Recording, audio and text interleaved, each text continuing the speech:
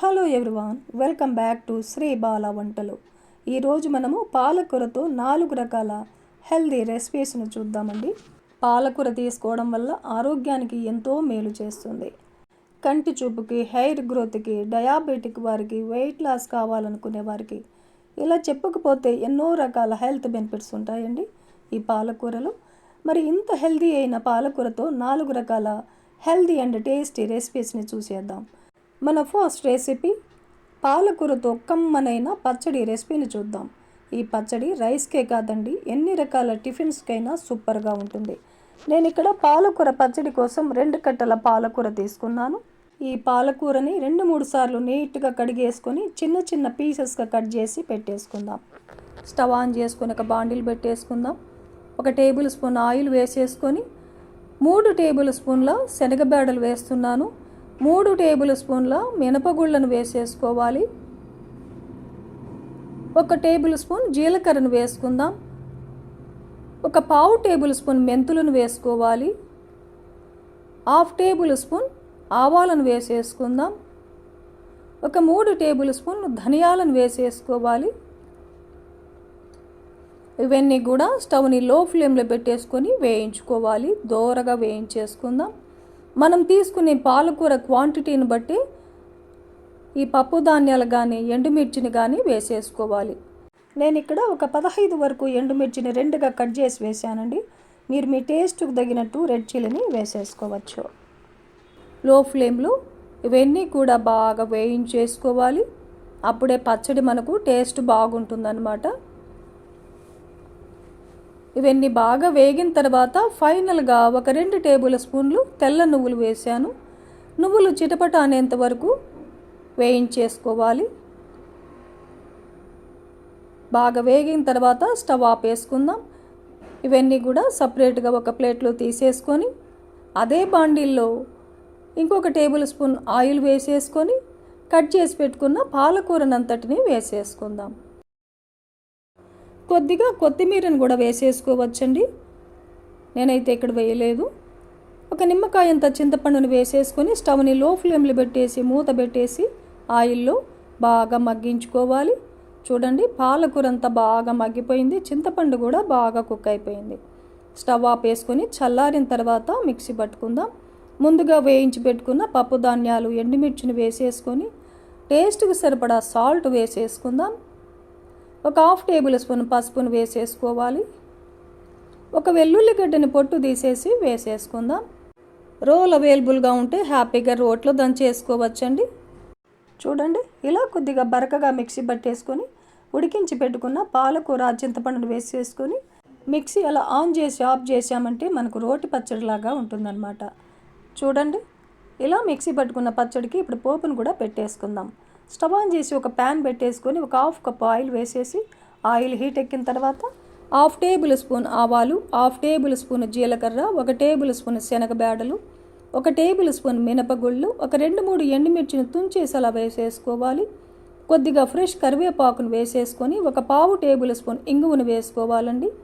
మీరు కావాలంటే వెల్లుల్లిని కూడా వేసేసుకోవచ్చు. మనం ఆల్రెడీ పచ్చడిలో మిక్సీ పట్టుకున్నప్పుడు వేసాం కదా, అందుకే వేయలేదు. పోపంతా బాగా వేగిన తర్వాత స్టవ్ ఆపేసుకొని మిక్సీ పట్టుకున్న పచ్చడినంతా వేసేసుకొని కలిపేసుకున్నామంటే కమ్మనైన పాలకూర పచ్చడి మనకు రెడీ అయిపోతుంది. ఈ పచ్చడి రైస్కే కాదండి, ఏ టిఫిన్కైనా కూడా చాలా చాలా బాగుంటుంది.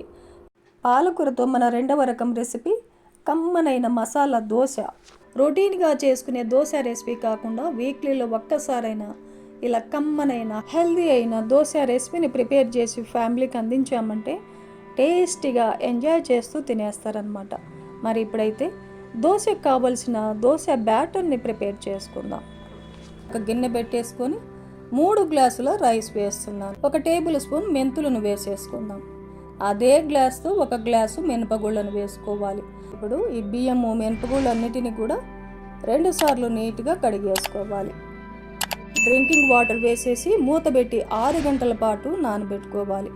పిండి రుబ్బుకోవడానికి ఒక 5 నిమిషాల ముందుగా ఏ గ్లాస్తో అయితే మనం బియ్యము మినపగుళ్ళు కొలుచుకున్నామో అదే గ్లాసుకి 1/2 గ్లాసు అటుకులను తీసుకొని ఒకసారి శుభ్రంగా కడిగేసి వాటర్ వేసి ఒక 5 నిమిషాల పాటు నానబెట్టుకుందాం. 6 గంటల తర్వాత మూత తీసి చూసామంటే చూడండి, బియ్యము మినపగుళ్ళు అన్నీ కూడా చాలా బాగా నానిపోయాయి కదా. ఇందులో ఉన్న వాటర్ని సపరేట్గా వంపేసుకొని మిక్సీ జార్లో వేసేసుకుందాం. నేను ఇక్కడ 2 దపాలుగా మిక్సీ పడుతున్నానండి. మీరు గ్రైండర్లో కూడా రుబ్బేసుకోవచ్చు. సగం వేసేసుకొని తగినన్ని వాటర్ వేసుకుంటూ మెత్తగా మిక్సీ పట్టేసుకోవాలి. మిక్సీ పట్టుకున్న పిండినంతా ఒక గిన్నెలో వంపేసుకుందాం. మిగిలి ఉన్న బియ్యము మినపగుళ్ళను కూడా వేసేసుకొని నానబెట్టుకున్న అటుకులను కూడా వేసేసుకొని తగినన్ని వాటర్ వేసుకొని మెత్తగా మిక్సీ పట్టేసుకోవాలి. మిక్సీ పట్టుకున్న పిండినంతా గిన్నెలో వేసేసుకొని ఇంకొంచెం వాటర్ని యాడ్ చేస్తున్నానండి. ఇప్పుడు ఈ మొత్తాన్ని ఒక 2 నిమిషాల పాటు బాగా కలిపేసుకోవాలి. ఇలా 2 నిమిషాల పాటు కలిపేసుకొని మూత పెట్టేసి రాత్రంతా రెస్ట్ ఇవ్వాలి. నెక్స్ట్ డే మార్నింగ్ మూత తీసి చూసామంటే చూడండి, పిండి చాలా బాగా పొంగింది కదా. ఒకసారి పిండినంతా మొత్తం కలిపేసుకొని కావలసినంత పిండిని సపరేట్గా తీసుకొని మిగిలింది ఫ్రిడ్జ్లో పెట్టామంటే 3-4 రోజుల వరకు ఎన్ని రకాల దోశ రెసిపీస్నైనా ప్రిపేర్ చేసుకోవచ్చు.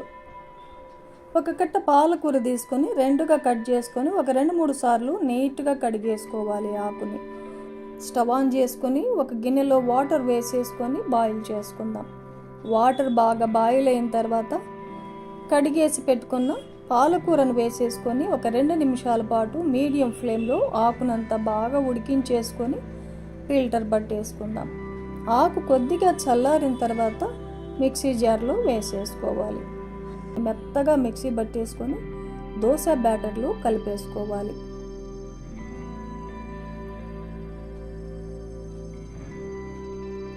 ఇలా మొత్తం కలిసేలాగా కలిపేసుకొని టేస్ట్కి సరిపడా సాల్ట్ని యాడ్ చేసుకుందాం. కుకింగ్ సోడా ఏమీ అవసరం లేదండి.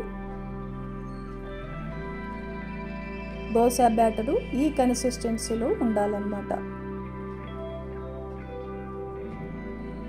ఇలా బాగా కలిపేసుకొని స్టవ్ ఆన్ చేసుకొని దోశ ప్యాన్ పెట్టేసుకుందాం. వాటర్ని స్ప్రింకిల్ చేసి టిష్యూ పేపర్తో రుద్దేసి స్టవ్ని లో ఫ్లేమ్లో పెట్టేసుకొని దోశ బ్యాటర్ వేసి స్ప్రెడ్ చేసుకోవాలి. ఇలా దోశను వేసుకున్న తర్వాత చిన్న చిన్న పీసెస్కి కట్ చేసిన ఉల్లిపాయ ముక్కలను చల్లేసుకోవాలి. తురిమేసుకున్న క్యారెట్ను వేసేసుకుందాం. చిన్న చిన్న పీసెస్గా కట్ చేసిన పచ్చిమిర్చిని వేసేసుకోవాలి. గ్రీన్ చిల్లీ పీసెస్ని వేసుకున్న తర్వాత చిన్న చిన్న పీసెస్గా కట్ చేసిన కొత్తిమీరను కూడా వేసేసుకోవాలి. ఇప్పుడు తురిమేసుకున్న అల్లాన్ని కూడా స్ప్రింకిల్ చేసుకోవాలి. ఇలా దోశ మొత్తానికి స్ప్రింకిల్ చేసుకొని 1 టేబుల్ స్పూన్ ఆయిల్ వేస్తున్నానండి. ఆయిల్కి బదులుగా ఇంకా కమ్మగా దోశ ఉండాలంటే నెయ్యినైనా వేసేసుకోవచ్చు.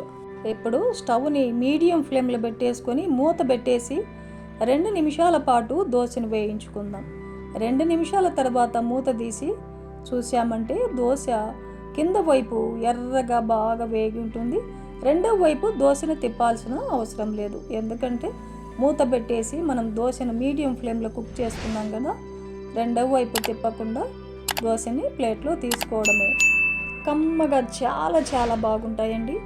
ఇలాగే మనకు ఎన్ని కావాలంటే అన్ని ఈ కమ్మనైన పాలక్ మసాలా దోశని ప్రిపేర్ చేసుకొని ఫ్యామిలీతో టేస్ట్ చేయొచ్చు. మీకు నచ్చిన చట్నీతో ఈ దోశ రెసిపీని ఎంజాయ్ చేయవచ్చు. ఎప్పుడు రొటీన్గా తీసుకునే దోశ కాకుండా అప్పుడప్పుడు ఇలా హెల్దీగా కమ్మనైన మసాలా దోశను కూడా వేసేసి ఇచ్చామంటే ఫ్యామిలీకి హెల్దీగా ఉంటాయి. టేస్ట్ కూడా చాలా బాగుంటుంది కదండి. పాలక్ మసాలా దోశని ఈ ప్రాసెస్లో మీరు కూడా ఇంట్లో ప్రిపేర్ చేసి ఫ్యామిలీతో టేస్ట్ చేయండి. సేమ్ బ్యాటర్తో పాలకూరతో 3వ రకం recipe crispy and healthy dosa రెసిపీని ఎలా ప్రిపేర్ చేసుకోవాలి అనేది ప్రాసెస్లో చూసేద్దాం. ఒక కట్ట పాలకూర తీసుకొని 2గా కట్ చేసుకొని ఒక 2-3 సార్లు నీట్గా కడిగేసుకోవాలి. ఆకుని స్టవ్ ఆన్ చేసుకొని ఒక గిన్నెలో వాటర్ వేసేసుకొని బాయిల్ చేసుకుందాం. వాటర్ బాగా బాయిల్ అయిన తర్వాత కడిగేసి పెట్టుకున్న పాలకూరను వేసేసుకొని ఒక 2 నిమిషాల పాటు మీడియం ఫ్లేమ్లో ఆకునంతా బాగా ఉడికించేసుకొని ఫిల్టర్ పట్టేసుకుందాం. ఆకు కొద్దిగా చల్లారిన తర్వాత మిక్సీ జార్లో వేసేసుకోవాలి.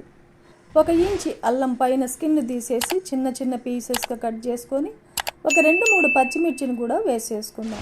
ఒక 1/2 టేబుల్ స్పూన్ జీలకర్ర వేసేసుకొని మెత్తగా మిక్సీ పట్టేసుకొని దోశ బ్యాటర్లో కలిపేసుకోవాలి.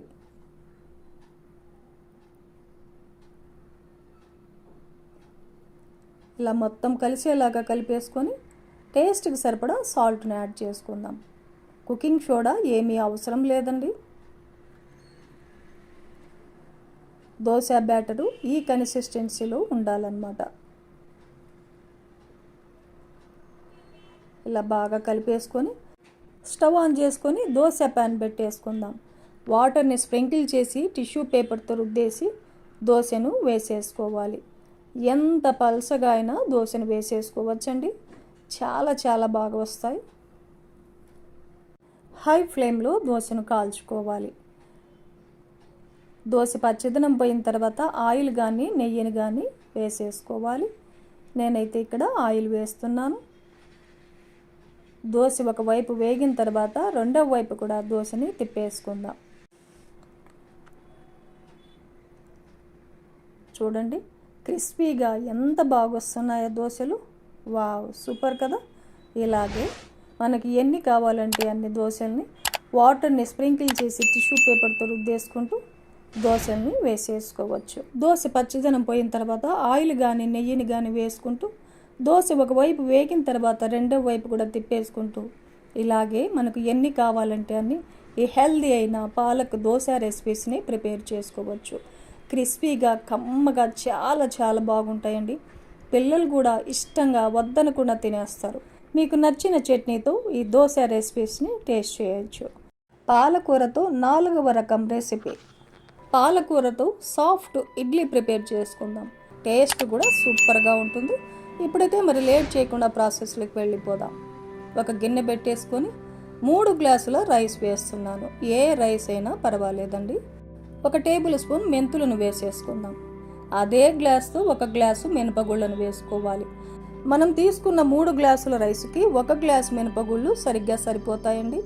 ఈ కొలతలు తీసుకున్నామంటే ఇడ్లీ సాఫ్ట్గా స్పాంజ్ లాగా వస్తుంది. దోశలు కూడా ఎన్ని రకాల దోశలైనా వేసుకోవచ్చు. దోశలు కూడా చాలా బాగా వస్తాయి. ఇప్పుడు ఈ బియ్యము మినపగుళ్ళు అన్నిటిని కూడా 2 సార్లు నీట్గా కడిగేసుకోవాలి. డ్రింకింగ్ వాటర్ వేసేసి మూత పెట్టి 6 గంటల పాటు నానబెట్టుకోవాలి. పిండి రుబ్బుకోవడానికి ఒక 5 నిమిషాల ముందుగా ఏ గ్లాస్తో అయితే మనం బియ్యము మినపగుళ్ళు కొలుచుకున్నామో అదే గ్లాసుకి 1/2 గ్లాసు అటుకులను తీసుకొని ఒకసారి శుభ్రంగా కడిగేసి వాటర్ వేసి ఒక 5 నిమిషాల పాటు నానబెట్టుకుందాం. 6 గంటల తర్వాత మూత తీసి చూసామంటే చూడండి బియ్యము మినపగుళ్ళు అన్నీ కూడా చాలా బాగా నానిపోయాయి కదా. ఇందులో ఉన్న వాటర్ని సపరేట్గా వంపేసుకొని మిక్సీ జార్లో వేసేసుకుందాం. నేను ఇక్కడ 2 దపాలుగా మిక్సీ పడుతున్నానండి. మీరు గ్రైండర్లో కూడా రుబ్బేసుకోవచ్చు.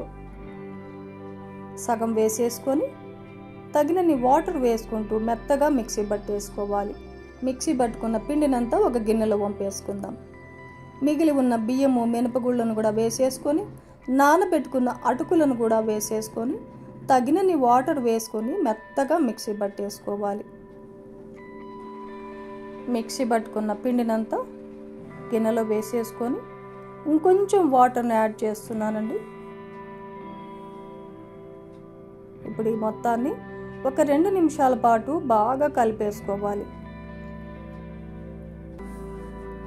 ఇలా 2 నిమిషాల పాటు కలిపేసుకొని మూత పెట్టేసి రాత్రంతా రెస్ట్ ఇవ్వాలి. నెక్స్ట్ డే మార్నింగ్ మూత తీసి చూసామంటే చూడండి పిండి చాలా బాగా పొంగింది కదా. ఒకసారి పిండినంతా మొత్తం కలిపేసుకొని కావలసినంత పిండిని సపరేట్గా తీసుకొని మిగిలింది ఫ్రిడ్జ్లో పెట్టామంటే 3-4 రోజుల వరకు హ్యాపీగా ఎన్ని రకాల రెసిపీస్నైనా ప్రిపేర్ చేసుకోవచ్చు.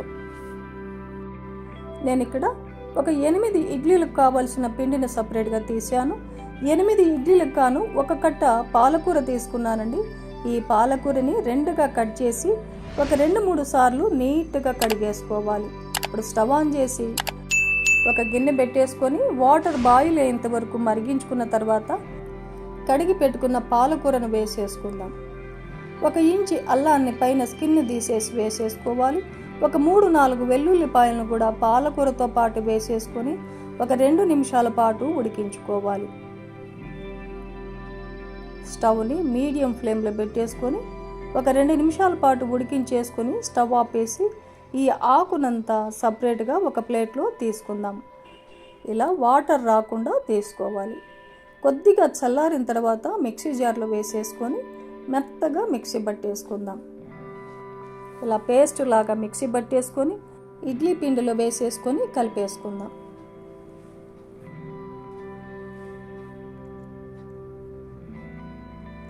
ఇప్పుడు టేస్ట్కి సరిపడా సాల్ట్ యాడ్ చేస్తున్నాను.